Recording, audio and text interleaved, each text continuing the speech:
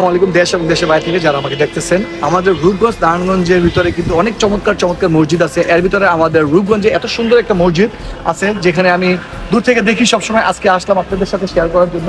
এটা হচ্ছে আমাদের উপজেলা মডেল মসজিদ এবং ইসলামিক সাংস্কৃতিক কেন্দ্র রূপগঞ্জ নারায়ণগঞ্জ। যে মসজিদটি দেখতে পারতেছেন, এই মসজিদটা কিন্তু খুবই চমৎকার। পুরো মসজিদটা খুবই ভালো। আর এটা ডেকোরেশন করে খুবই চমৎকার করা হয়েছে। আপনারা মুখোশটা দেখেন এবং মিনারটা দেখেন, খুবই সুন্দর।